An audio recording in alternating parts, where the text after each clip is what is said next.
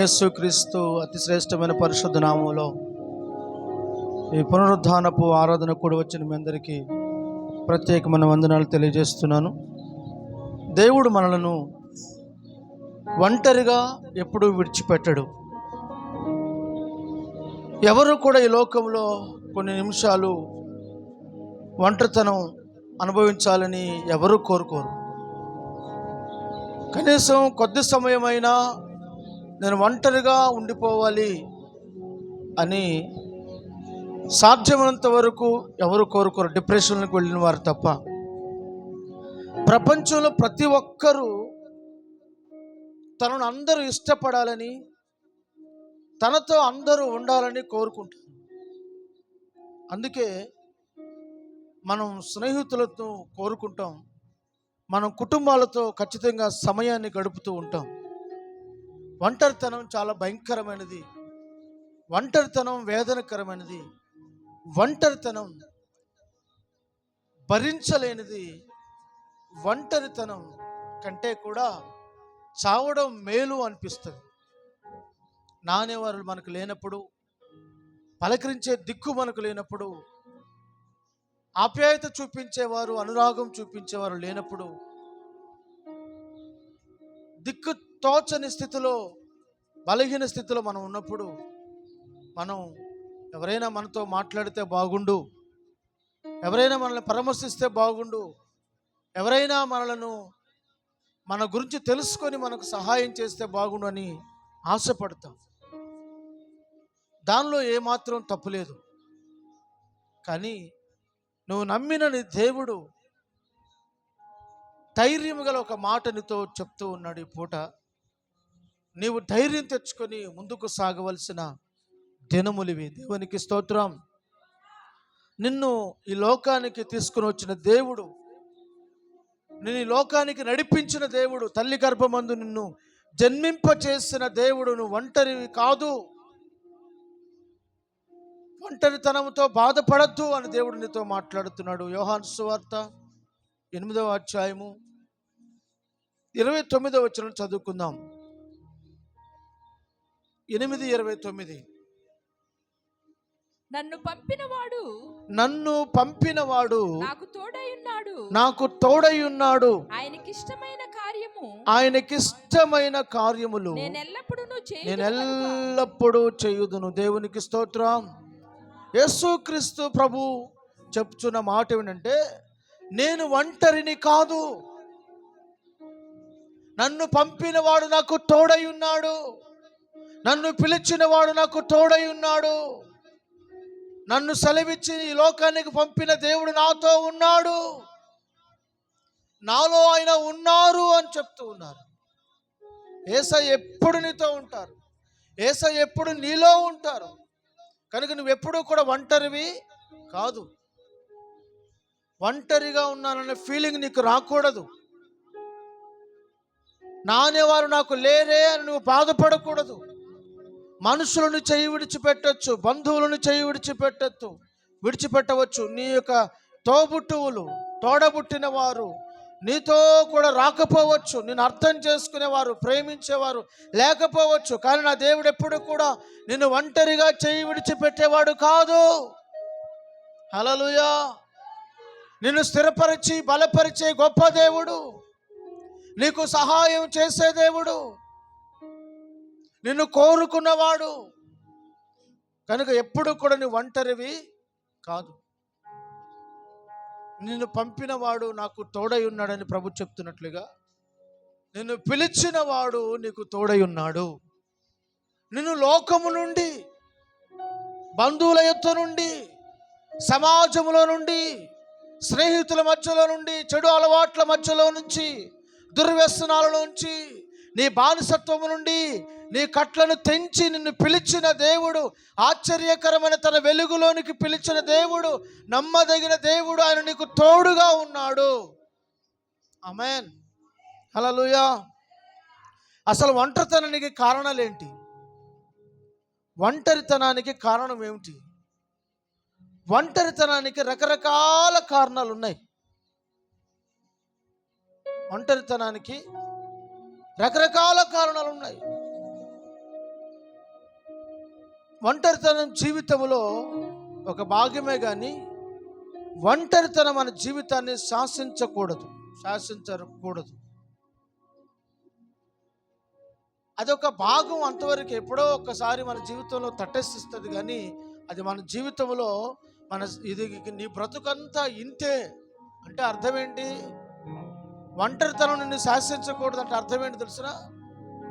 ఇక నీ జీవితకాలం నువ్వు ఒంటరిగా జైల్లో ఉండాల్సిందే. అది శాసించడం అంటే, ఒంటరితనం నిన్ను శాసించడం అంటే అది. కనుక ఒక విధముగా ఒంటరితనం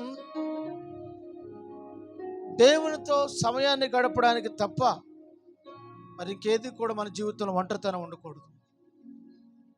దేవునితో గడిపే ఒంటరితనం అదొక వరం.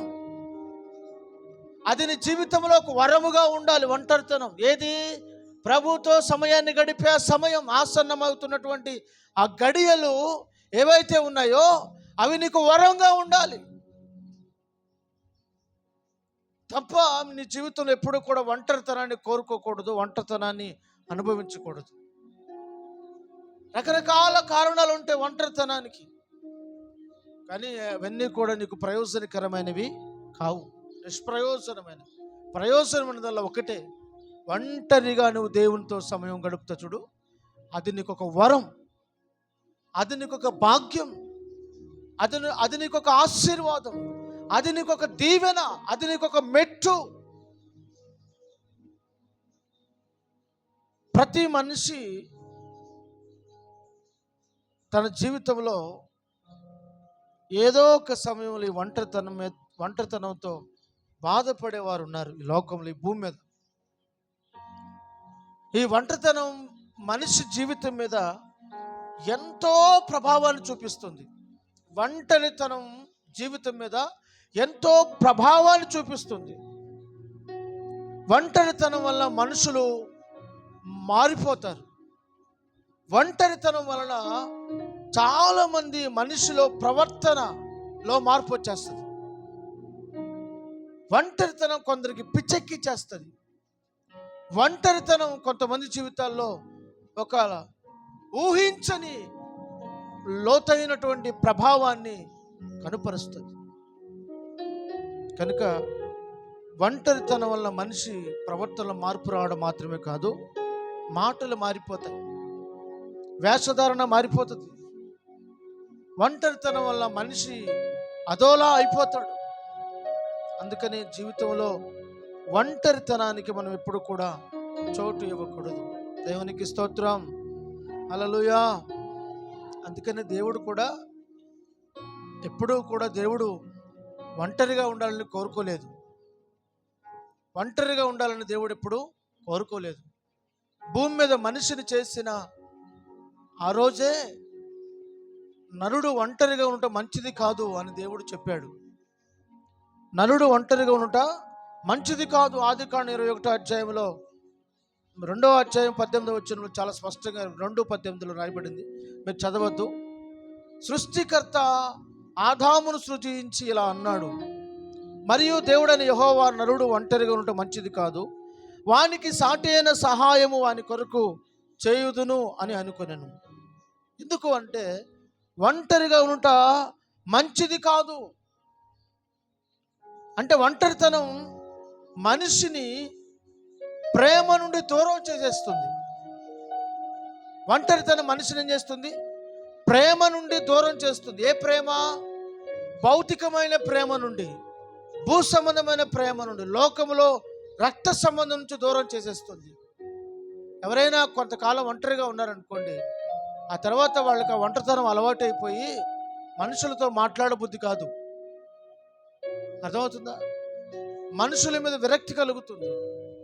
కొన్ని సందర్భాల్లో వాళ్ళు దూరంగా ఉండాల్సిన పరిస్థితి వస్తే నెమ్మదిగా భార్య మీద ప్రేమ తగ్గిపోతుంది, భర్త మీద ప్రేమ తగ్గిపోతుంది భార్యకి. కనుక ఒక రబ్బర్ తీసుకొని సాగదీసామనుకోండి, సాగినంత వరకు సాగుద్ది, తర్వాత అది ఏమవుతుంది? తెగిపోద్ది. ఏమవుతుంది? ఆ రబ్బర్ బ్యాండ్ ఏమవుతుంది? తెగిపోతుంది. మరి ఎక్కువ సాగదీస్తే అది తెగిపోతుంది. ఎక్కువ ఒంటరిగా ఉండడానికి అలవాటు పడితే బంధాలు తెగిపోతాయి, ప్రేమలు తెగిపోతాయి, సహవాసం తెగిపోతుంది, అనురాగం తెగిపోతుంది, ఆప్యాయత తెగిపోతుంది. కనుక మనం ఎప్పుడు కూడా ఒంటరిగా ఉండడానికి ఇష్టపడకూడదు, వ్యక్తిగతంగా ఉండడానికి ఇష్టపడకూడదు, దగ్గరగా ఉండడానికి ఇష్టపడాలి. ఎలా ఉండాలి? దగ్గరగా ఉండడానికి ఇష్టపడాలి. భార్య భర్తలైనా, అన్నదమ్ములైనా, అక్క చెల్లెళ్ళైనా, తోడబుట్టిన పిల్లలైనా దగ్గరగా ఉండడానికి ఇష్టపడాలి. దూరంగా ఉండడానికి ఇష్టపడితే ఈ ఒంటరితనం నెమ్మదిగా దూరం చేసేస్తుంది. అందుకే దేవుడు అన్నాడు, నరుడు ఒంటరిగా ఉండుట మంచిది కాదు. మనిషిని ప్రేమను దూరం చేసి స్వార్థపరునిగా చేసేస్తుంది ఒంటరితనం. ఏం చేస్తుందంట? మనిషిని తనలో ఉన్న ప్రేమంతా లాగేస్తుంది ఒంటరితనం. తర్వాత మనిషిని స్వార్థపరునిగా చేసేస్తుంది.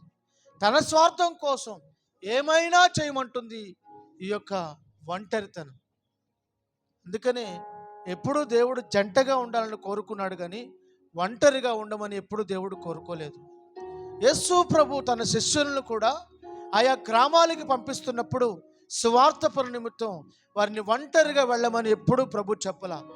ఒంటరిగా సేవ చేయమని దేవుడు ఎప్పుడు చెప్పలా. నీవు ఇద్దరిద్దరుగా ఉండమని ప్రభు చెప్పాడు, సహవాసములు ఉండమని చెప్పాడు. కనుక మనము సహవాసములు ఉండడం ఆశీర్వాదకరం. Praise the lord, hallelujah.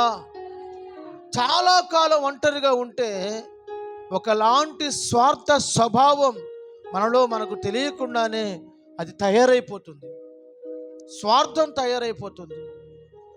కనుక ఎప్పుడు తన గురించి మాత్రమే ఆలోచించేలాగా చేస్తుంది. సెల్ఫిష్నెస్ ఎక్కువైపోతుంది మనిషిలో, స్వార్థం ఎక్కువైపోతుంది. ఒంటరితనం ఎప్పుడు కూడా తన గురించి ఆలోచన చేసుకోవడం, తన గురించి నన్నెవరు పట్టించుకోవట్లేదు, నాకెవరూ లేరు అని ఆ యొక్క స్వార్థపూరితమైన జీవితాన్ని కలుగజేస్తుంది ఈ యొక్క ఒంటరితనం. అందుకనే వాళ్ళు ఒంటరిగా ఉన్న వాళ్ళు ఎప్పుడు కూడా పాజిటివ్గా ఆలోచించలేరు, నెగిటివ్గానే ఆలోచిస్తారు. ఎలా ఆలోచిస్తారు? ఒంటరిగా ఉండడానికి ఎక్కువ ఇష్టపడే వాళ్ళు, ఒంటరిగా ఉండేవాళ్ళు ఎవరిని నమ్మరు. ఒంటరితనానికి అలవాటు పడిన వాళ్ళు తన నీడను కూడా తాను నమ్మరు. ఎందుకంటే ఒంటరితనం మనిషిని ఆ విధంగా మార్చేస్తుంది. పరిస్థితులు ఆ విధంగా మార్చేస్తాయి, మనిషిని స్వార్థానికి మార్చేస్తాయి. తర్వాత తప్పుడు ఆలోచనలు తీసుకునే విధంగా నెగిటివ్ మైండ్తో వాళ్ళని నింపేస్తాయి ఈ ఒంటరితనం. అందుకే కొందరిలో వివాహమైన తర్వాత కూడా ఈ నెగిటివ్ థింగ్స్ మారు. అర్థమవుతుందా? వ్యతిరేకమైన ఆలోచన విధానం మార్చబడుతుంది. కనుక ఒంటరితనం అనే ఈ రోగం మన నుంచి తొలగిపోవాలి. ఆమేన్, హల్లెలూయా. నీ ఒంటరిగా సమయాన్ని గడిపితే అది ప్రభువుతో, దేవునితో సమయం గడిపే తప్ప మిగతా సమయాలన్నీ నీ కుటుంబముతో, నీ బిడ్డలతో, నీ బంధువులతో నీవు సమయం గడపడం నీకు ఆశీర్వాదకరం. దేవుడు ఎప్పుడు కూడా ఒంటరితనంగా ఉండమని కోరుకోడు. ఒంటరి జీవితాన్ని దేవుడు ఎప్పుడు కూడా ఇష్టపడ్డు. అందుకే ప్రభువే అన్నాడు, నేను ఒంటరి వాడును కాదు, నన్ను పంపిన వాడు నాకు తోడై ఉన్నాడు. ఆయన యేసుక్రీస్తు ప్రభువే చెప్తున్నారు, నేను ఒంటరి వాడును కాదు, నన్ను పంపిన వాడు నాకు తోడై ఉన్నాడు. దేవునికి స్తోత్రం. నరులను చేసినప్పుడు కూడా దేవుడు వారు ఒంటరిగా ఉండడం మంచిది కాదు అని చెప్పాడు. వారిని ఇద్దరుగా చేశాడు, ఇద్దరు ముగ్గురుగా చేశాడు, ముగ్గురు నలుగురుగా చేశాడు, నలుగురు ఐదుగురుగా, ఐదుగురు ఆరుగురుగా దేవుడు కుటుంబాన్ని చూడాలని ఇష్టపడుతున్నాడు. కనుక మనం ఎప్పుడు కూడా ఒంటరిగా ఉండాలి, ఒంటికాయ సొమ్ములాగా అని అనుకోకూడదు. అర్థమైందా? ఒంటికాయ కొమ్ములాగా ఉండకూడదు. మనం ఎప్పుడు కూడా జతగా దేవునికి సన్నిధిలో ఆరాధించేటప్పుడు కూడా జతగా కుటుంబంతో కలిసి దేవుని ఆరాధించడం మనకెప్పుడు కూడా క్షేమం. దేవునికి స్తోత్రం, హల్లెలూయా. మరో విషయాన్ని కూడా మీకు తెలియజేస్తున్నాను. ఒంటరితనం మనలను చాలా అంటే చాలా చాలా చాలా కృంగతీసేస్తుంది. ఒంటరితనం ఏం చేస్తుంది? కృంగదీస్తుంది. కృంగుదలకు కారణం ఒంటరితనం. ఒంటరితనానికి కారణాలు చాలా ఉన్నాయి. వాటిలో మరొక కారణం ఒంటరితనం కృంగుదలకు కారణం. ఒక మనిషి, ఏనుగులాగా ఉన్న మనిషి ఒంటరిగా వదిలేస్తే అతడు పీనుగులాగా అయిపోతాడు. కారణం ఏంటంటే ఒంటరితనమే అతను అలా చేసేసింది.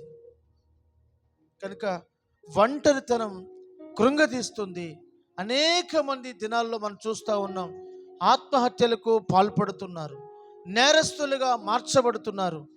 ఒంటరితనానికి అలవాటు పడిపోయిన వారే నేరం చేయడానికి కూడా సిద్ధపడతారు. అర్థమవుతుందా? ఒంటరితనానికి అలవాటు పడిన వారు నేరాలు చేయడానికి కూడా ఏమవుతారు? అలవాటుగా మారిపోతారు. కనుక ఒంటరితనం అనేక మందిని ఆత్మహత్యకు ప్రేరేపిస్తుంది. యేసు ప్రభు శిష్యుల్లో ఒక శిష్యుడు యూదా ఇస్కరియోతు శిష్యులతో, యేసు ప్రభుతో పేరుకు మాత్రమే ఉంటున్నాడు, కానీ తన మనసు ఒంటరితనం, తన ఆలోచనలు ఒంటరితనం.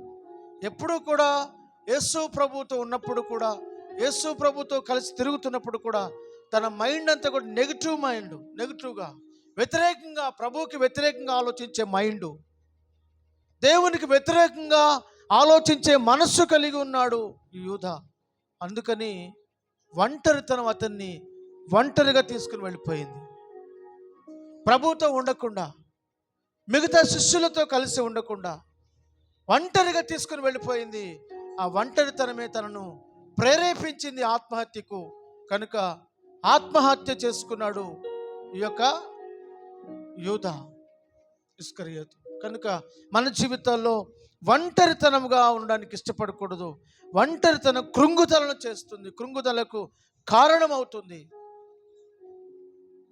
అలాగే ఒక దైవజనుడు ఉన్నాడు. ఆ దైవజనుడు ఒంటరిగా ఉండడానికి ఇష్టపడ్డాడు. ఎందుకు ఒంటరితనంగా ఉన్నావు అని అడిగితే, నాకు భయం వేస్తుంది అంటున్నాడు. ఏమన్నాడు? భయం వేస్తుంది. దైవజనుడా, నీకా భయము? నువ్వు దేనికి భయపడుతున్నావు దైవజనుడా? నువ్వు భయపడవలసినంత పరిస్థితి ఏమొచ్చింది? నీవే అందరినో భయపెట్టావు, ఇప్పుడు నీవు భయపడుతున్నావా అని అంటే, అవును భయపడుతున్నాను, అందుకే దాక్కున్నాను అంటున్నాడు. ఎవరా దైవజనుడు? ఏలియా. ఎందుకు దాక్కున్నావు? ఎక్కడ దాక్కున్నాడు తెలుసునా? ఎక్కడ దాక్కున్నాడు? అరణ్యంలోనికి వెళ్ళిపోయి ఒక చెట్టు, గుబురుగా ఉన్న చెట్టు చూసుకున్నాడు. ఆ గుబురుగా ఉన్న చెట్టు కింద గూట్లో పిట్టలాగా దాక్కున్నాడు. ఆ చెట్టు పేరు బదరీ వృక్షం. ఏలియా బదరీ వృక్షం క్రిందకు వెళ్ళిపోయాడు. ఒంటరిగా ఉన్నాడు, భయపడుతున్నాడు, మరణాపేక్ష గలవాడై ఉన్నాడు. భయముతో మౌనంగా ఉండిపోయాడు. కారణం, తనను చంపుతానని ఒక మనిషి బెదిరించింది. ఏం చేసింది? చంపుతానని చెప్పి ఒక మనిషి బెదిరించింది. ఆ బెదిరింపుకు భయపడిపోయాడు. కనుక ఈరోజు అనేక మంది రకరకాల బెదిరింపులకు భయపడి ఒంటరి వారైపోతున్నారు. ఒంటరితనానికి అలవాటు పడిపోతున్నారు. కనుక సాతాను నిన్ను బెదిరిస్తాడు. సాతాను ఎప్పుడు నిన్ను బెదిరిస్తాడు, అదిరిస్తాడు. దేవుడు నీతో ఉన్నాడు కనుక నువ్వెప్పుడు బెదిరిపోవద్దు, నువ్వెప్పుడు కూడా అదిరిపోవద్దు, దిగులు చెందవద్దు. దేవుడు నీతో ఉన్నాడు. దేవుడు నీ చెయ్యి ఎప్పుడు విడిచిపెట్టాడు. చెయ్యి విడువాడు ఎప్పుడు, విడనాడడు ఎన్నడు. చెయ్యి విడువాడు ఎప్పుడు, విడనాడడు ఎన్నడు. కన్న తల్లి చేర్చునట్లు నన్ను చేర్చున ప్రియుడు. హల్లెలూయా. కనుక యేసు ఎప్పుడు నీ చేయి విడిచిపెట్టాడు. నువ్వు ఎవరినైతే నమ్ముతున్నావో వాళ్ళు నిన్ను మోసం చేస్తారేమో కానీ దేవుడు నిన్ను మోసం చేయడు. నువ్వు ఎవరినైతే నమ్ముకొని నా వాళ్ళు అనుకున్నావో వాళ్ళు నీకు నమ్మక ద్రోహం చేయొచ్చు, కానీ యేసయ్య ఎప్పుడూ నీకు నమ్మక ద్రోహం చేయడు. కనుక నీవు మనుషులను చూస్తే భయపడతావు, దేవుని వైపు చూస్తే ధైర్యం తెచ్చుకుంటావు. భయపెట్టే మనుషుల వైపు నువ్వు చూడకు, దేవుని వైపు చూడు.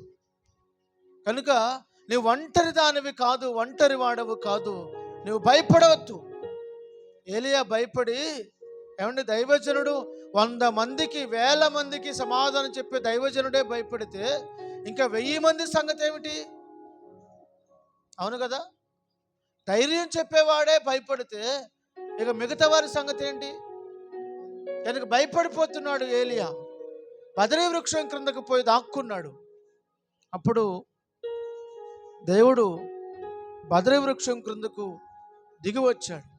దిగివచ్చి ఏలియాను మొదట నిద్రలేపి ఆహారం పెట్టాడు దేవుడు తన దూతల చేత. దేవునికి స్తోత్రం, హల్లెలూయా. ఏలియా అంటాడు, ప్రభువా ఇంత మటుకు చాలు, ఇంతకాలం చేసిన సేవ చాలు, నా పితరుల కంటే నేను ఎక్కువ వాడను కాదు, ఇంత మటుకు చాలు, నా ప్రాణం తీసేసుకో అని దేవునికి మరణాపేక్ష గలవాడై మరణ భయంతో ప్రార్థన చేస్తున్నాడు దేవునికి. ఏ భయంతో? మరణ భయంతో, ఒంటరితనంలో మరణ భయంతో ప్రార్థన చేస్తాడు. చాలు ప్రభు, నా ప్రాణం తీసేసుకో, ఇంకా చాలు చాలు చాలు అంటున్నాడు. వాస్తవానికి ఇంక నువ్వు చాలే వచ్చేయని ఎవరు చెప్పాలి? ఇక చాలే నీ జీవితం వచ్చేయి నా దగ్గరికి అని ఎవరు చెప్పాలి? దేవుడు పిలవాలి. దేవుడు పిలిచే వరకు మనం ఎదురు చూడాలి. కానీ ఇక్కడ ఏలియానే దేవుణ్ణి పిలుస్తున్నాడు, రా నా ప్రాణం తీసేసుకోమని. రా ప్రభువా, నా ప్రాణం తీసుకెళ్ళిపో, ఇంకా చాలు అంటున్నాడు. మరణాపేక్ష, ఒంటరితనం మనిషిని అంతగా వేధిస్తుంది. తనువు చాలిస్తే చాలు అనిపిస్తుంది. ఒంటరితనం అంత భయంకరం. అయితే దేవుడు ఏలియాని ఒంటరితనం నుంచి విడిపించాడు. ఒంటరితనం నుంచి ఎదుర్కొనేలా దేవుడు చేశాడు, ధైర్యపరిచాడు. మరలా బలం దేవుడు ధరింపచేసి ధైర్యాన్ని ఇచ్చి ఆహారం పెట్టి, లే ఏలియా లేచి బయలుదేరు, నువ్వు చేయాల్సిన సేవ విస్తారంగా ఉంది, నువ్వు చేయాల్సిన దినముల ప్రయాణం ఇంకా చాలా ఉంది, నీ ఎడల నా ప్రణాళిక ఇంకా చాలా ఉంది, ఎందుకు భయపడుతున్నావు? ఇది ఒక అల లాంటిది నీ జీవితంలో, ఇది ఒక మలుపు లాంటిది నీ జీవితంలో. చాలాసార్లు మన జీవితంలో శ్రమ వచ్చినప్పుడు, మనం కూడా అందరూ మనల్ని దూషిస్తున్నప్పుడు, అవమానిస్తున్నప్పుడు, గేలి చేస్తున్నప్పుడు కృంగిపోతాం. దేవుడు అంటాడు, భయపడదు, నా వైపు చూడు, భయపడద్దు. ఇది నీకు ఒక కెరటం లాంటిది, అంతే. తర్వాత నువ్వు టర్న్ అవబోతున్నావు. ఒక ఉన్నతమైన లైఫ్ నీ జీవితంలో నేను దాచి ఉంచాను ఏలియా, భయపడకు, లే, ధైర్యంగా నిలబడు, ఆహారం తిను, రెడీ అవు, సిద్ధపడు. ఇప్పుడు నువ్వు పర్వతాలు, కొండలు ఎక్కాలి. దేవునికి స్తోత్రం. ఏమెక్కాలి? ఇదిగో పర్వతాలు, కొండలు నువ్వు దాటాలి, నువ్వు నిలబడు అని ప్రభు ఏలియాను నిలబెట్టాడు. ఈ రోజున దేవుడితో మాట్లాడుతున్నాడు, నేను పురుగు వంటి దానను, మట్టి వంటి దానను, మరణమై స్మరణకు రాని ఓటికున్న వంటి వాడిని అనుకోవద్దు. నేను ఏ పాటి దానను, నేను ఏ పాటి వాడిని అనుకోవద్దు. నీ ఎడల దేవుని ప్రణాళిక ఉంది, కానీ నువ్వు ఆ ప్రణాళిక గుర్తించాలి. దేవుడు నిన్ను అందరూ కాళ్ళతో తొక్కివేసే స్థాయిలో ఉంచాలని దేవుడు కోరుకోవట్లా. దేవుడు నిన్ను అందరూ మెచ్చుకొనదగిన స్థాయిలో ఉండాలని దేవుడు చూడాలనుకున్నాడు నిన్ను. హల్లెలూయా. అందరికీ తలగా ఉండాలని దేవుడు కోరుకున్నాడు. నీ బంధువుల ఎదుట, నీ స్నేహితుల ఎదుట, నీ తోడబుట్టిన వారి ఎదుట, అయిన వారి ఎదుట, సంఘం ఎదుట కూడా నీ ఉన్నతమైన స్థితిలో ఉండాలని దేవుడు కోరుకుంటున్నాడు. నువ్వే ఒంటరితనాన్ని కోరుకుంటున్నావు. ఎందుకు ఒంటరితనాన్ని కోరుకుంటున్నావు? కనుక ఒంటరితనాన్ని దేవుడు ప్రభువు మనల్ని ధైర్యంగా నిలబెట్టడానికి సిద్ధపడమంటున్నాడు. కనుక మనం ప్రభు కృప వలన ఒంటరితనాన్ని ధైర్యంగా ఎదుర్కొని నిలబడగలిగితే శక్తికి మించిన ప్రయాణం ఎదుట ఉంది. హల్లెలూయా. ఏముంది నీ ఎదుట? శక్తికి మించిన ప్రయాణం ఉంది. ఎలియా ధైర్యం తెచ్చుకో, నిలబడమని దేవుడు చెప్పాడు. హల్లెలూయా, హల్లెలూయా, హల్లెలూయా. మరొక కారణం ఏంటంటే దేవునితో ఎడబాటు కూడా ఒంటరితనాన్ని కలుగచేస్తుంది అంటున్నారా? నువ్వు ఎప్పుడైతే దేవునికి దూరం అయిపోతావో ఒంటరిగా ఫీల్ అయిపోతావు, లోన్లీగా ఫీల్ అవుతూ ఉంటావు. కనుక నువ్వెప్పుడు కూడా ఒంటరిగా ఉండడానికి నువ్వు ఇష్టపడుతున్నావంటే సంథింగ్, ఏదో ప్రాబ్లం ఉంది. చాలామంది అప్పుడప్పుడు ఏమంటారు తెలిసిన, నన్ను ఒంటరిగా వదిలేసేయండి, నా మనసు ఏమి బాగోలేదు, కొద్దిసేపు నన్ను ఒంటరిగా వదిలేసేయండి, విసిగించకండి, వెళ్ళిపోండి ఇక్కడి నుంచి, నేను కొద్దిసేపు ప్రశాంతంగా ఒంటరిగా ఉండాలని కోరుకుంటున్నాను అంటాం. ఈ ఒంటరితనానికి కారణం, మరొక కారణం ఏంటంటే దేవుని నుండి నువ్వు ఎక్కడో ఎడబాటు అయ్యావు. అర్థమవుతుందా? దేవుని నుండి నువ్వు ఎక్కడో ఎడబాటు అయ్యావు. ఎడబాటు నీ జీవితంలో నెమ్మది లేకుండా చేస్తుంది. ఎడబాటు నీ జీవితంలో సుఖం లేకుండా చేస్తుంది. ఎడబాటు నీ జీవితంలో దీవెన లేకుండా చేస్తుంది. ఎడబాటు నీ జీవితంలో మనసుకు శాంతి లేకుండా చేస్తుంది. అందుకనే నీ జీవితంలో ఎవరికి నువ్వు దూరమైనా పర్వాలేదు, కానీ దేవునికి మాత్రం ఎన్నడూ ఎడబాటు కాకూడదు. హల్లెలూయా, హల్లెలూయా. ఈ వేసవి కాలం మనకు కూలర్లు ఎంతో అవసరం, ఫ్యాన్లు ఎంతో అవసరం, ఏసీలు ఎంతో అవసరం. ఎందుకు? ఎండ వేడిమి తట్టుకోలేక చల్లటి గాలి మనకెంతో అవసరం. కానీ ఇవన్నీ ఎలా పనిచేస్తాయి? కరెంటు ఉంటేనే పనిచేస్తుంటాయి. వాటిలో కరెంటు సప్లై అవుతుంటేనే పనిచేస్తాయి. ఒకవేళ ఉన్న పాటుని కరెంటు పోయింది అనుకోండి, మీరు ఏం చేస్తారు? ఇక చెమట్లు పట్టుకొచ్చి ఊపిరాడక గాలాడక ఇక స్టార్ట్ చేస్తారు. ఇసురుకర్రలు తీసుకొని, పుస్తకాలు తీసుకొని, పేపర్లు తీసుకొని, పాటల పుస్తకం తీసుకుని ఇసురుకుంటూనే ఉంటారు. ఎందుకు అనంటే ఈ వేసవి కాలం ఇవి ఎంత మనకు అవసరమో వీటిని సప్లై చేసే కరెంటు కూడా అంతే అవసరం.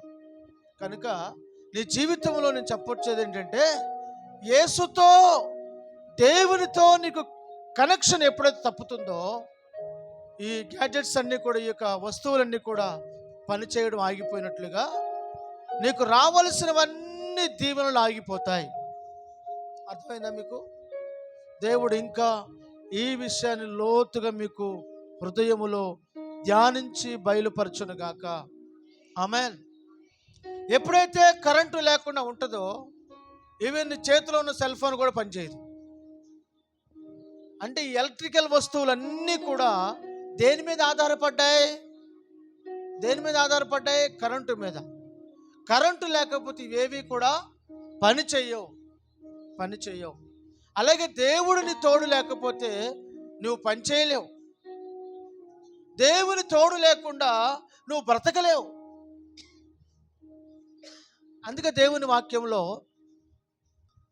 యేసు ప్రభు యోహాను సువార్త 15వ అధ్యాయంలో ఈ విధంగా అన్నారు, నాకు వేరుగా ఉండి మీరేమీయూ చేయలేరు. ఏదో సాధించేద్దామని అనుకుంటావు కొన్నిసార్లు నీకు నువ్వే, కానీ ఏమి చేయలేక సతికిల పడతావు. ఏమి చేయలేక ఏమవుతావు? సతికిల పడతావు.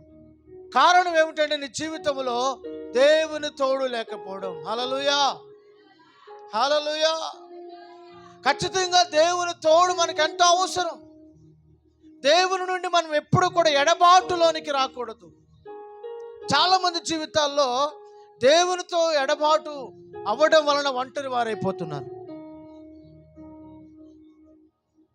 దేవునికి దూరంగా రావడం వలన, నువ్వు ఎడబాటు వలన ఒంటరి వాడు అయిపోతావు. ఎప్పుడైతే నువ్వు ఒంటరి వాడు అవుతావో సాతాను చేతికి చిక్కుతావు. సాతాను నిన్ను గాయపరిచి పాడు చేసేస్తాడు నిన్ను సాతాను. ఒకడంట ఎరుకో నుండి, అందరూ ఎరుకో నుండి యెరూషలేముకు వెళ్తా ఉంటే ఈ ఒక్కడు మాత్రం డిఫరెంట్ మైండ్ కలిగినవాడు. ఈ ఒక్కడు డిఫరెంట్ మైండ్ కలిగినవాడు. అందరూ ఎరుకో నుండి యెరూషలేముకు వెళుతుంటే వీడేమో యెరూషలేము నుండి ఎరుకోకు దిగొస్తున్నాడు. ఉన్నత స్థలం నుండి దిగొస్తున్నాడు, పరిశుద్ధ స్థలం నుండి దిగొస్తున్నాడు, ఆరాధించే ఆ స్థలం నుండి దిగొస్తున్నాడు. ఎప్పుడైతే వీడు దిగి కిందకు వస్తున్నాడో, వీడు ఒంటరి వాడు కదా, ఒంటరిగా దిగొస్తున్నాడు కదా, దొంగలు చూశారంట. ఎవరు చూశారు? దొంగలు చూశారంట. నువ్వు ఒంటరిగా వస్తున్నప్పుడు మధ్యలో ఎవరుంటారు? దొంగలు కాచుకుంటారు. అందుకని ఎవరైనా పెద్దలు ఏమంటారు తెలిసిన, ఒంటరిగా ఎక్కడికి వెళ్ళొద్దు అంటారు. రాత్రిపూట ఒంటరి ప్రయాణం మంచిది కాదు అని చెప్తారు. ఇప్పుడు ఒంటరిగా వస్తున్నప్పుడు దారిలో దొంగలు ఉన్నారు. వాళ్ళు ఏం చేశారు తెలిసిన, అతను దోచుకున్నారు, దోపిడీ చేశారు, అతని దగ్గర ఉన్నదంతా కూడా లాగేసుకున్నారు. అంత మాత్రమే కాకుండా అతన్ని కొట్టి కొర ప్రాణంతో వదిలిపెట్టేశారు. అతన్ని కొట్టి ఏం చేశారు? కొర ప్రాణంతో విడిచిపెట్టారు. ఈరోజు నీ జీవితంలో కనుక మన జీవితంలో ఒంటరితనం ఎప్పుడు కూడా మంచిది కాదు. దేవుని నుండి ఎడబాటు ఏమాత్రం నీ జీవితానికి క్షేమం కాదు. దేవునికి స్తోత్రం, హల్లెలూయా. కనుక మన పాపాలు ఏవైతే ఉన్నాయో, మన అపవిత్రత ఏదైతే ఉందో, మన యొక్క బుద్ధిహీనమైన పనులు ఏవైతే ఉన్నాయో, మన అపరాధాలు ఏవైతే ఉన్నాయో, అవి మనలను దేవుని నుండి దూరం చేస్తాయి. దేవుని నుండి ఏం చేస్తాయి? దూరం చేసేస్తాయి. దేవుడు లేకుండా జీవించుట మనము ఏమాత్రం మన జీవితానికి క్షేమం కాదు. కనుక పాపం అయితే మనలోనికి వస్తే అది మనల్ని ఒంటరిగా చేసేస్తుంది, దేవునికి దూరం చేసేస్తుంది, ఈ ఒంటరితనాన్ని అనుభవించేలా చేస్తుంది. అదే మనల్ని దేవునికి దూరంగా ఉంచుతుంది. దానివల్ల మనం మరింత నష్టాన్ని, శాపాన్ని అనుభవిస్తాం. అందుకనే యేసుక్రీస్తు ప్రభు పాపము చేసిన మనిషి దేవునికి దూరం అయిపోయేలా చేశాడు. పాపము చేసిన మనిషిని దేవుడు ఏం చేశాడు? దూరం పెట్టాడు. ఆది కాండం మనం చూస్తాము, 3వ అధ్యాయం 24వ వచనం చదవద్దు. అప్పుడు ఆయన ఆదామును వెళ్ళగొట్టి ఏదోను తోటకు తూర్పు దిక్కున కెరూబులను జీవవృక్షమునకు పోవు మార్గము కాచుటకు ఇటు అటు తిరుగుచున్న ఖడ్గ జ్వాలలను నిలబెట్టెను. ఎందుకు దేవుడు ఆదామును ఏదైనా తోటలోంచి ఎందుకు వెళ్ళగొట్టాడంటే, ఆజ్ఞ ఇచ్చాడు దేవుడు వారికి, ఇది చెయ్యొద్దు, అది తినొద్దు, మాట్లాడద్దు. దేవుడు వారికి ఆజ్ఞ ఇచ్చాడు. వారు దేవుడు తినవద్దు అన్న పండును వారు ఏం చేశారు? తిన్నారు. ఆజ్ఞాతిక్రమమే పాపం, పాపం వల్ల వచ్చే జీతం మరణం. అందుకని దేవుడు వారిని, పాపము చేసిన వ్యక్తిని ఏదైనా తోటలోంచి వెళ్ళగొట్టబడ్డాడు. ఇప్పుడు మరి ఒంటరితనం, ఇక ఆదాము జీవితంలో ఒంటరితనం ప్రారంభమైపోయింది. ఇప్పుడు దాకా దేవుడు తోడున్నాడు, ఇప్పటి వరకు ఏదైనా తోటలో సంచరించాడు, ఏదైనా తోటలో కష్టపడకుండానే అన్ని సమృద్ధిని అనుభవించాడు. ఇప్పుడు ఏదైనా తోటలోంచి బయటకు వచ్చిన తర్వాత చెమటోడ్చి కష్టపడి పని చేయాల్సిన పరిస్థితి ఆదాముకు వచ్చింది. ఎంతో చెమటోర్చి కష్టపడాల్సిన పరిస్థితి ఆదాము జీవితంలో ప్రారంభమైపోయింది. మరి మరొక మాట మనం చూద్దాం. మరి ఒంటరితనం ఎలా పోతుంది? ఒంటరితనం మన జీవితంలో తొలగిపోవాలంటే ఏం చేయాలి? ఏం చేయాల్సిన పని లేదు. దేవుడే నీ ఒంటరితనాన్ని పోగొట్టగలడు. ఆమేన్. దేవుడే నీ ఒంటరితనం నుంచి నిన్ను విడిపించగల సమర్థుడు. కనుక నీవు దేవునికి ఇష్టమైన కార్యాలు చేయడం ప్రారంభించు. దైవ చిత్తాలను జీవితంలో చేయడం ప్రారంభించు. దేవునికి నీ జీవితాన్ని అప్పగించుకో. దైవ నిర్ణయానికి నీ జీవితాన్ని వదిలేసేయి. నువ్వు ఎప్పుడైతే దేవుని చిత్తం చేయడానికి ఇష్టపడతావో, దైవ చిత్తము చేయడానికి, దేవునికి ఇష్టమైన కార్యాలు చేయడానికి నువ్వు ఇష్టపడతావో, దేవుడు నిన్ను ఒంటరిగా విడిచిపెట్టడు. హల్లెలూయా. నువ్వు ఎప్పుడైతే దేవునికి ఇష్టమైన కార్యాలు చేయడానికి ఇష్టపడతావో, దేవుడు నిన్ను ఎప్పుడు ఒంటరిగా విడిచిపెట్టడు. Praise the lord. హల్లెలూయా. చూడండి, యోహాను సువార్త 8:29. యోహాను సువార్త 8:29. నన్ను పంపినవాడు నాకు తోడై ఉన్నాడు. ఆయనకిష్టమైనవి నేను ఎల్లప్పుడూ చేయుదును గనుక ఆయన నన్ను ఒంటరిగా విడవలేదు. నేను ఆయనకి ఇష్టమైన కార్యాలు చేయుదును గనుక ఆయన నన్ను ఒంటరిగా విడవలేదు. హల్లెలూయా. హల్లెలూయా. ఒక దైవజనుడు మాట్లాడుతూ ఏమని చెప్పాడంటే, దైవజనుడు ఎప్పుడు ఒంటరి వాడే. దైవజనుడు అంట ఎప్పుడు ఒంటరి వారేనంట. ఎలా అనంటే, లోకం నుండి ప్రత్యేకించుకున్నారు గనుక, బంధుత్వం నుండి ప్రత్యేకించుకున్నారు గనుక, తన వారు నుండి ప్రత్యేకించుకున్నారు గనుక వారు ఎప్పుడు ఒంటరి వారే. దేవునికి స్తోత్రం. హల్లెలూయా. వారు ఒంటరి వారు ఎందుకు అయ్యారంటే, లోకం వద్దు అనుకున్నందుకు ఒంటరి వారయ్యారు. దేవుడు కావాలి అనుకున్నందుకు ఒంటరి వారయ్యారు. కావాలంటే చూడండి, లోకంలో నీవు క్రైస్తవుడవు అయినందుకు నిన్ను లోకం ఒంటరిని చేస్తుంది. కులం నిన్ను ఎలేస్తుంది, మతం నిన్ను ఎలేస్తుంది, మనుషులు నిన్ను వెలివేస్తారు. ఎందుకో తెలుసా? యేసును నీవు నమ్మినందుకు. అందుకే దేవుని వాక్యం అంటుంది, ప్రభు అయిన యేసుక్రీస్తు అంటున్నారు, నేను ఆయనకి ఇష్టమైన కార్యములు చేయుదును గనుక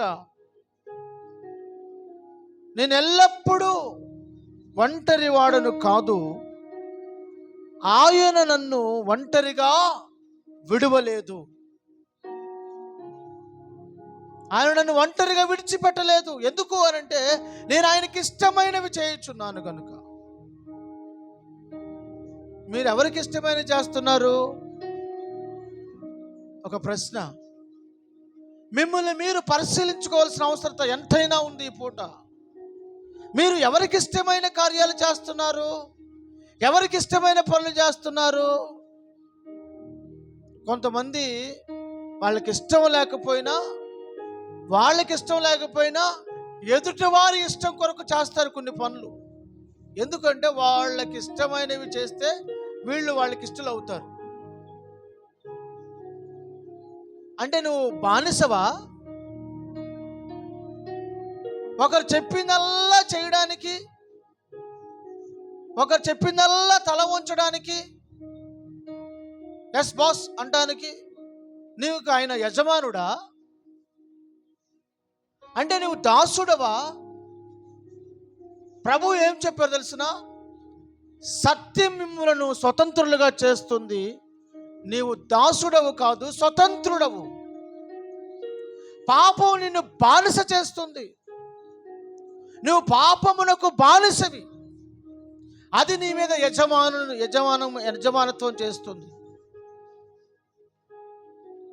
అర్థమవుతుందా?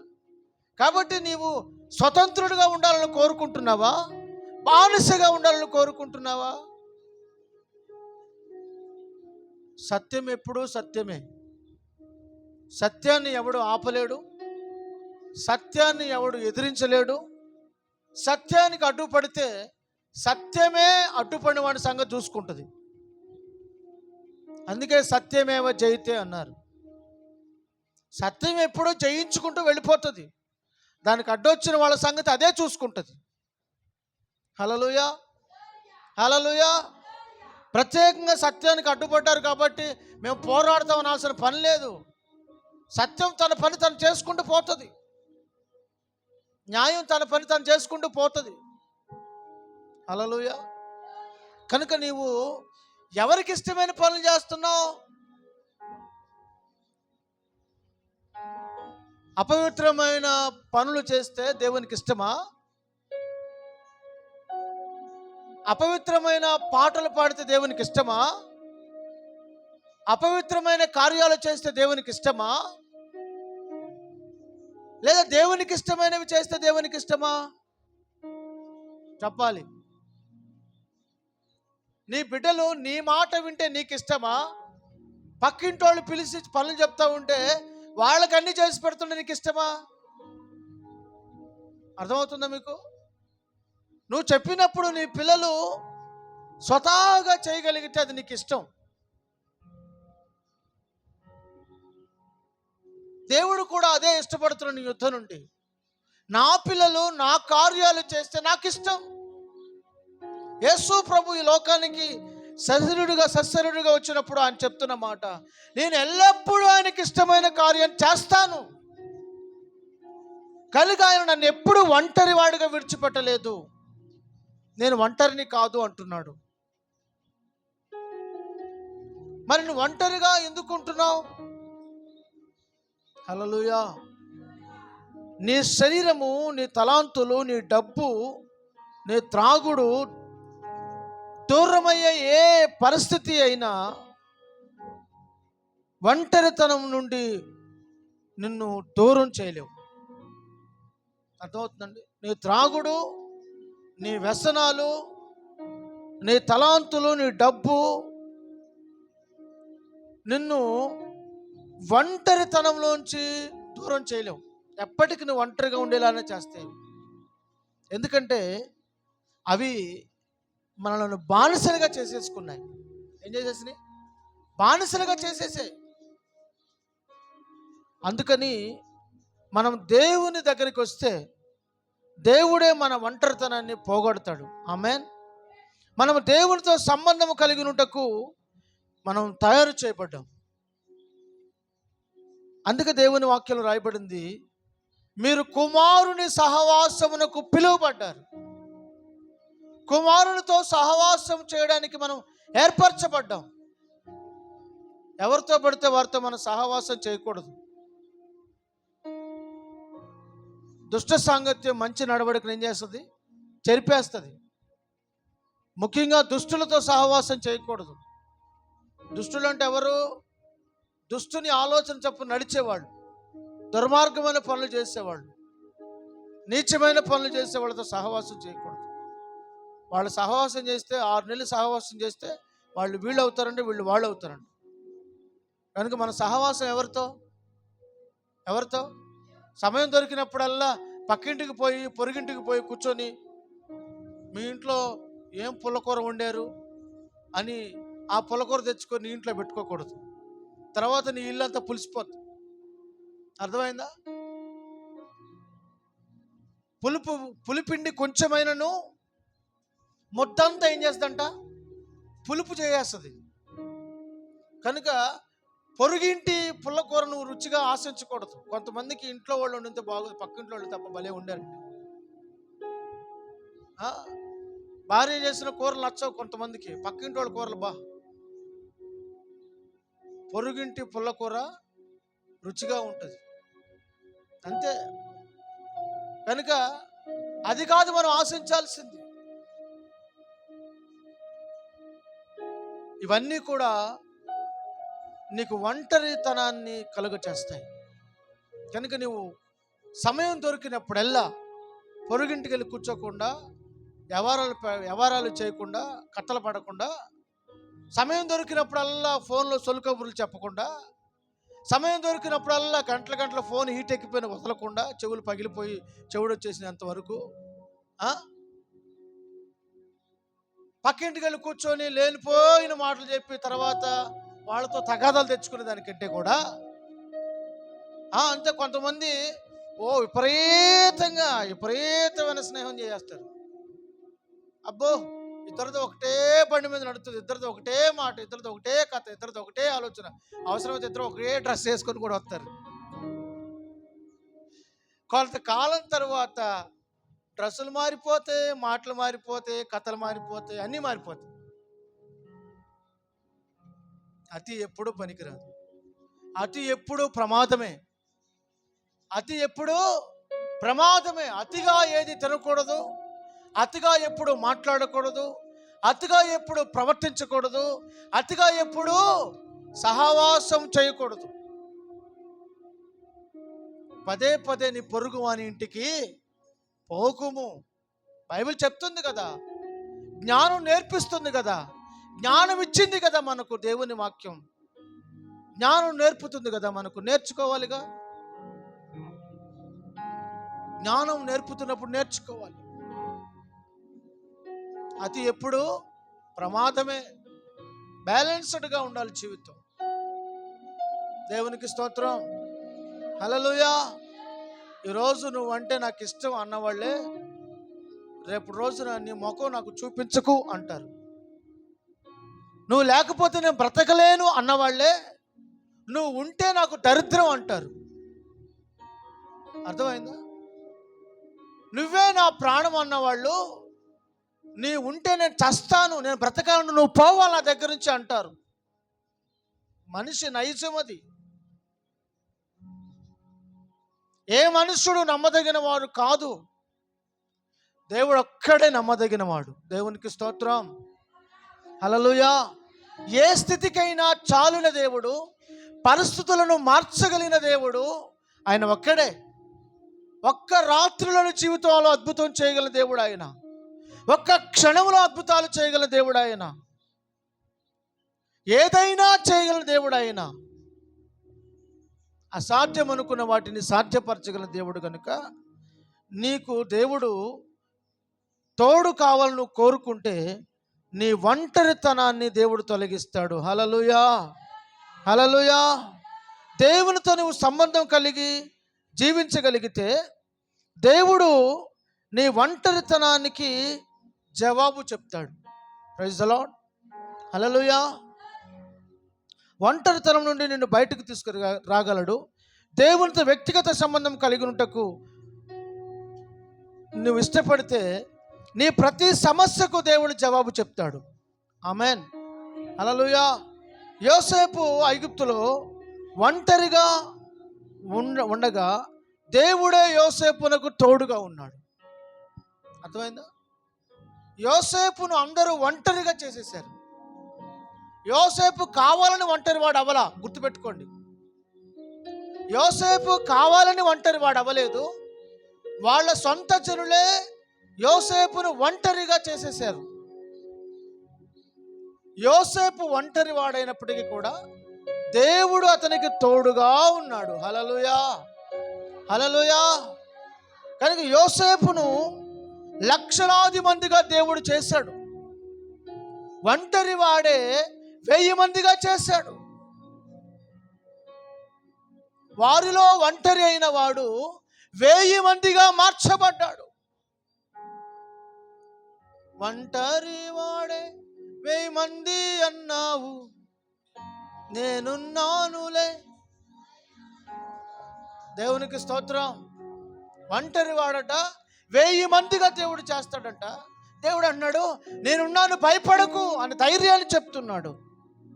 కనుక యెషయా గ్రంథం 60:22 రాయబడింది, వారిలో ఒంటరి అయిన వాడు 1000 మంది అగును, ఎన్నిక లేని వాడు బలమైన జనమగును. ఆమేన్. హల్లెలూయా. మేము ఒంటరిగా ఈ ప్రాంతానికి వచ్చాం. మా అనేవారు మాకెవరూ లేరు, నా అనేవారు నాకెవరూ లేరు. పాస్టమ్మ గారికి నేను, నాకు పాస్టమ్మ గారు, అంతే. మేమిద్దరం ఒకరికి ఒకరుగా వచ్చాం ఈ ప్రాంతానికి. బంధువులు, చుట్టాలు అయిన వాళ్ళు, తెలిసిన వాళ్ళు ఎవరూ లేరు ఇక్కడ. కానీ ఈ రోజున మాకు ఎవరున్నారు తెలిసిన? ఈ ప్రాంతంలో యేసయ్యతో యేసు ప్రభు మాకు తోడుగా ఉన్నాడు. కానీ యేసుక్రీస్తు ప్రభువే మాకు కలిగిన శ్రమలన్నిటిలో ఉంచి మమ్మల్ని విడిపించాడు. నేనున్నాను, భయపడకు అని ధైర్యం చెప్పాడు. మమ్మల్ని పోషించాడు, నడిపించాడు, విడిపించాడు, తోడుగా ఉన్నాడు. శ్రమలలో మాతో ఉన్నాడు. ఈ రోజున మాతో దేవుడు మాత్రమే కాదు, సంఘం ఉంది. ఆమేన్, హల్లెలూయా. సంఘము మాకు తోడుగా ఉంది. ఇప్పుడు మేము ఒంటరి వారు కాదు, కొంత సంఘం మాతో ఉంది. ఒక సంఘం కాదు, 2 సంఘాలు మాతో ఉన్నాయి. హల్లెలూయా, హల్లెలూయా. దేవుడు రాబోయే దినాలలో 2 సంఘాలు, 3 సంఘాలు, 4 సంఘాలు, 5 సంఘాలు, 6 సంఘాలుగా చేయొచ్చు. వారిలో ఒంటరి అయిన వాడంట 1000 మందిగా మార్చబడతారు. ఈరోజు నువ్వేమనుకో తెలుసునా? నాకు 1000 మంది ఉన్నారు, 300 మంది ఉన్నారు, 400 మంది ఉన్నారు, మా వాళ్ళే, నిన్ను చిటికేస్తే వస్తారు అనుకుంటావు నువ్వు చాలాసార్లు. కానీ ఏం జరుగుతుంది తెలుసునా? మా వాళ్ళే అనుకున్న నీవు ఒంటరి వాడివి అయిపోతావు. చిటికేస్తే వస్తారు అనుకున్న వాళ్ళు ఎవరు రారు. పిలిస్తే పలుకుతారులే అనుకున్న వాళ్ళు ఎవరు రారు. ఒంటరి వాడివి అయిపోతావు. ఎందుకో తెలుసునా? నరులను ఆశ్రయించు వాడు ఒంటరి వాడు అవుతాడు. బైబిల్ ఏం చెప్తా తెలుసునా? యెహోవా మీద నుండి తన మనసు తొలగించుకున్నవాడు శాపగ్రస్తుడు అవుతాడట. వాడు ఎడారిలో అరుహ వృక్షము వలె ఒంటరి వాడిగా మిగిలిపోతాడంట. ఈ రోజున ఎవరిని చూసి నీవు అతిశయిస్తున్నావు? నా కొడుకు ఉద్యోగం చేస్తున్నాడులే, నాకేం తక్కువలు అనుకుంటున్నావా? నా కోడలు, నా కొడుకు, నా కూతురు ఉన్నారులే, ఉద్యోగం చేస్తారని అనుకుంటున్నావా? ఒంటరి వారైపోతారు. ఎందుకో తెలుసా? దేవుని పక్కకు పెట్టావు కనుక. జీవితంలో ఎప్పుడైనా ఎవరినైనా దూరం పెట్టు, కానీ దేవుని దూరం పెట్టద్దు. శాపం అయిపోద్ది మన జీవితాలు. ఎంతటి పేరు మోసిన వ్యక్తులైనా పక్కకు పెట్టు, కానీ దేవుని మాత్రం జీవితంలో పక్కకు పెట్టమా. దేవుడు నీకు తోడు లేకపోతే నువ్వు బ్రతకలేవు. హల్లెలూయా, హల్లెలూయా. కానీ దేవుడు తోడుగా ఉంటే అందరూ నిన్ను వెలివేసిన నువ్వు తర్వాత 1000 మందిగా మారుతావు. యోసేపు జీవితంలో మనం చూస్తుంది అదే. అన్నలందరూ కలిసి దూరం పెట్టారు, దేవుడు అతన్ని 1000 మందిగా మార్చాడు. ప్రైజ్ ది లార్డ్, హల్లెలూయా. చివరిగా నేను ఒక మాట చెప్పి ముగించేస్తాను. నీవు సహవాసానికి ఒంటరితనం వలన దూరం కాకూడదు. సహవాసం, సంఘం యొక్క సహవాసంలో నువ్వు ఎప్పుడైతే దూరం అవుతావో ఒంటరి వ్యక్తి అయిపోతావు. ఈనాడు అనేక మంది సంఘాన్ని విడిచిపెట్టి వాళ్ళు ఒంటరి వారైపోతున్నారు. సహవాసాన్ని విడిచిపెట్టిన ప్రతి ఒక్కరూ ఒంటరి వాళ్ళు అయిపోతున్నారు.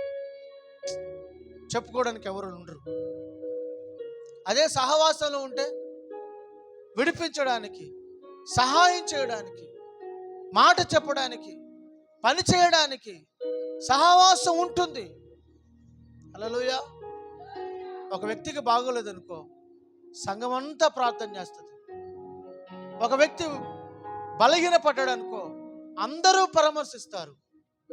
అవునా? ఎస్.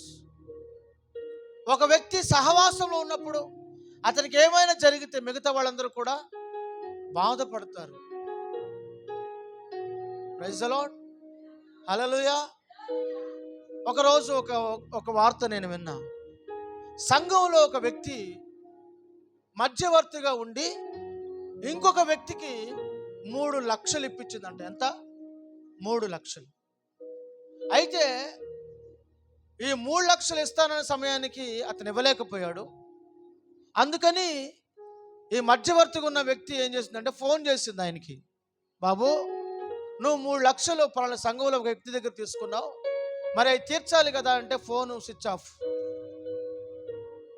ఫస్ట్ ఫోన్ ఎత్తాడు, ఇక డబ్బులు అడగడం ప్రారంభించారా అని అనుకున్నాడు, ఫోన్ స్విచ్ ఆఫ్ పెట్టుకున్నాడు. ఎంత ఫోన్ చేసినా స్విచ్ ఆఫ్లో ఉంది. అయితే ఆమె ఏం చేసింది తెలిసిన, ఒంటరిగా కూర్చొని ఏడవలేదు, బాధపడలేదు, అయ్యో ఇప్పుడు ఆయన కట్టకపోతే నేను కట్టాలి అని బాధపడలేదు. కానీ ఆ విషయాన్ని వెంటనే సంఘములో తెలియజేసింది. ఏం చేసింది? సంఘములో తెలియజేసింది.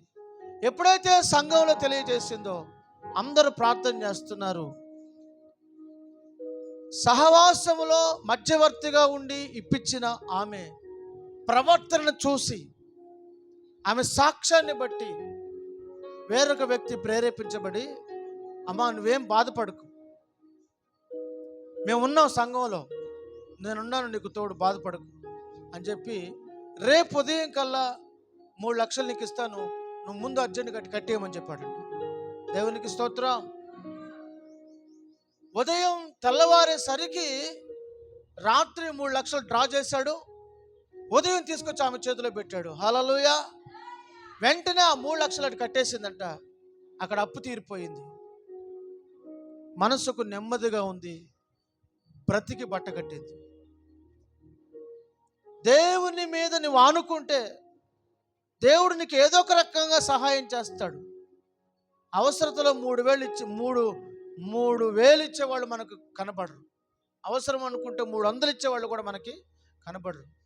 కానీ సంఘంలో ప్రార్థన చేయడం వలన, సంఘంలో నిలిచి ఉండడం వలన ప్రభు అద్భుతంగా ఆమెకు సహాయం చేశాడు. ఆమె ఆశ్చర్యపోయిందంట. ఆ సంగతి నాకు చెప్పేసరికి నేను కూడా ఆశ్చర్యపోయాను. 3 లక్షలా? ఇది ఎలా సాధ్యం? మీకేమైనా బంధువు అవుతారండి అని అడిగా. బంధువు ఎవరు, చుట్టం ఎవరండి, ఆయన ఎవరో కూడా నాకు తెలియదు. కానీ సంఘానికి మాత్రం ఎప్పటి నుండో వస్తాడు, ఆయన నాకు తెలుసు, నేను ఆయనకు తెలుసు. ఆపదలో ఆదుకునేలా దేవుడు అతన్ని ప్రేరేపించాడు. Praise the lord. హల్లెలూయా. కనుక మన జీవితంలో దేన్నైనా పోగొట్టుకోవచ్చు, కానీ సహవాసాన్ని పోగొట్టుకోకూడదు. దేవుని సహవాసాన్ని, సేవకుల సహవాసాన్ని, సంఘ సహవాసాన్ని మనం పోగొట్టుకుంటే ఒంటరి వారం అయిపోతాం. ఒంటరి వారిని సాతాను జయించేస్తాడు ఈజీగా. చిన్న కథ చెప్పి నేను ముగించేస్తాను. ఒక తండ్రి తాను చనిపోయేటప్పుడంట తన కొడుకులకి ఒక కథ చెప్పాలి, ఒక పాఠం నేర్పాలనుకుని తన కొడుకుని పిలిచాడంట. పిలుస్తూ వాళ్ళతో చెప్పాడంట, నాన్న మీరు వచ్చేటప్పుడు ఒక కట్టెల మోపు తీసుకురండి అన్నాడంట. ఏం తెమ్మన్నాడంట? ఒక కట్టెల మోపు తీసుకురమ్మన్నాడంట. సరే నాన్న కట్టెల మోపు తెమ్మన్నాడు, దేనికో అని చెప్పి వాళ్ళు తీసుకుని వచ్చారంట. తండ్రి మంచం మీద పరుండి ఉన్నాడు. నాన్న ఇదిగో కట్టెల మోపు తీసుకొచ్చామని చెప్పి పిల్లలు చెప్పగానే ఆ 4 కొడుకులకి తండ్రి ఏం చెప్పాడు తెలిసిన, ఆ కట్టె మోపును విప్పండ్రా అన్నాడంట. కట్టె మోపును విప్పారు. విప్పిన తర్వాత 4 కట్టెలు తీసుకుంటారా అన్నాడంట. 4 కట్టెలు తీసుకున్నారు. ఈజీగా విరమంటే ఈజీగా విరిచేశారు. ఈజీగా కట్టెలు ఏం చేశారు? ఒక్కొక్క కట్టెను విరిచేశారు. ఇప్పుడు తండ్రి అన్నాడంట, మరలా వాటిని కట్టంటారా అన్నాడంట. కట్టిన తర్వాత ఇప్పుడు కట్ట మొత్తం విరవండ్రా అన్నాడంట. ఒకరి తర్వాత ఒకరు ప్రయత్నం చేశారు. ఆ కట్టెల మోపుని ఎవరు విరవలేకపోయారు. 4 కలిసి విరగొట్టండ్రా అన్నాడంట. 4 కలిసిన కానీ కట్టెల మోపును విరగొట్టలేకపోయారు. అదే సహవాసం, అదే ఐక్యత. ఐక్యతలో ఉన్న బలం వేరు, ఐక్యతలో ఉన్న సహవాసం, ఆ యొక్క బలం స్ట్రెంత్ వేరు. కనుక నీవు దేవుని సహవాసాన్ని, సంఘ సహవాసాన్ని నువ్వు పోగొట్టుకోకూడదు. ఒక మాట చెప్తారండి, సేవ చేసే సేవకుడికి కూడా సహవాసం అవసరం. ఒకరోజు ఒక సేవకుడు చెరసాలలో బంధించబడ్డాడు. ఎక్కడ బంధించబడ్డాడు? చెరసాలలో బంధించబడ్డాడు. అయితే అతనికి ఒక సహవాసం ఉంది. ఆ సహవాసం ఏం చేస్తుంది తెలిసిన? అత్యాసక్తితో ప్రార్థన చేస్తుంది. అత్యాసక్తితో ప్రార్థన చేస్తుంది. జైలు దగ్గరకు పోయి జైలు దగ్గర నిరాహార దీక్ష చేయలేదు ఆ సంఘం. మా సేవకుని విడిపిస్తారా లేదా, మీరు విడిపించకపోతే మేము ఇక్కడే నిరాహార దీక్ష చేస్తామని చెప్పి జైలు గోడల ముందు కూర్చొని నిరాహార దీక్ష చేయలేదు. ఆ సంఘం ఏం చేసింది తెలిసిన? ఆ సంఘంలో కూర్చొని ఎలుగెత్తి ప్రార్థన చేస్తుంది దేవునికి. వారి ప్రార్థన దేవుడు విన్నాడు. వెంటనే దేవుడు తన దూతలకు ఆజ్ఞాపించాడు. ఆ దూత వెళ్ళి ఏం చేసింది తెలిసిన?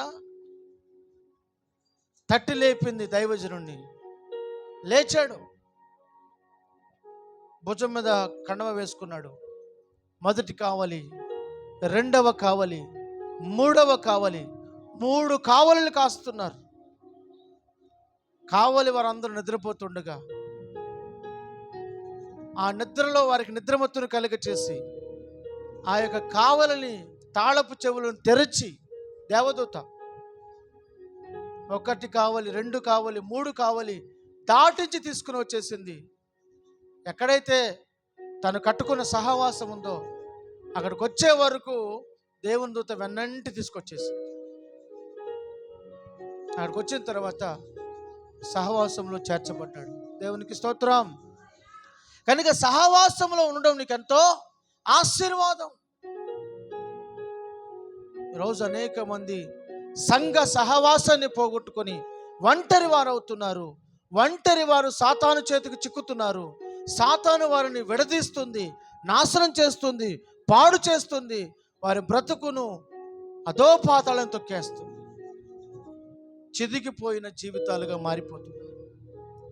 సింహాను నోట పడిన జీవితాలు చీల్చబడినట్లుగా జీవితాలు చీల్చబడిపోతున్నాయి.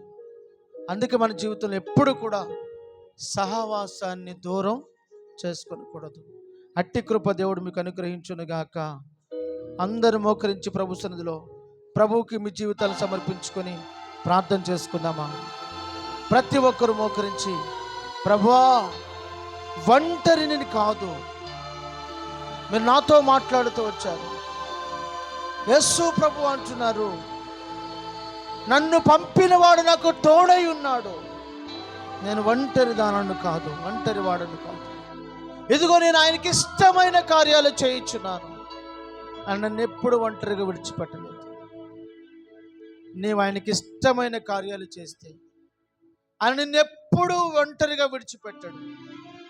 ఈరోజైనా దేవునితో ఒక తీర్మానం తీసుకొని, ప్రభువా నీకు ఇష్టమైన కార్యం చేస్తానయ్యా, నన్ను విడిచిపెట్టకు. నేను ఒంటరిగా ఉండలేనయ్యా. ఒంటరి బ్రతుకు శాపగ్రస్తమైనది. ఒంటరి బ్రతుకు అది ఎంతో భరించలేనిది, వేదనకరమైనది. ఒంటరితనం కృంగతీస్తుంది. ఒంటరితనం మరణానికి దారి తీస్తుంది.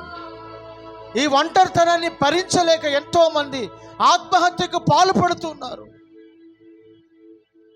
ఎంతో మంది జీవితాలు, విలువైన జీవితాలు నాశనం చేసుకుంటున్నారు. ఒంటరితనం వలన అనేక మంది ఎన్నో వ్యసనాలకు బానిసలవుతున్నారు.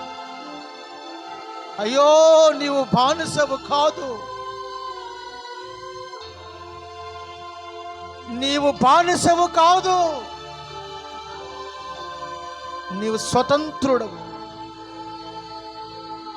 నీవు వాటిని జయించాలి. ప్రభు హస్తాలకు అప్పగించుకొని సహవాసం దూరం అయిపోయి శాపగ్రస్తులు కాక, యెరూషలేము నుండి యెరికోకు దిగి వచ్చుట వలన దొంగల చేతికి చిక్కి ఉన్నదంతా దోచుకొని కొర్ర ప్రాణంతో విడువబడ్డాడు. ఒంటరితనం, అవివేకం. ప్రభువుని క్షమించమని అడిగి ప్రార్థన చేసుకుని నీకు ఇష్టమైన పనులు చేస్తానని తీర్మానం చేసుకో.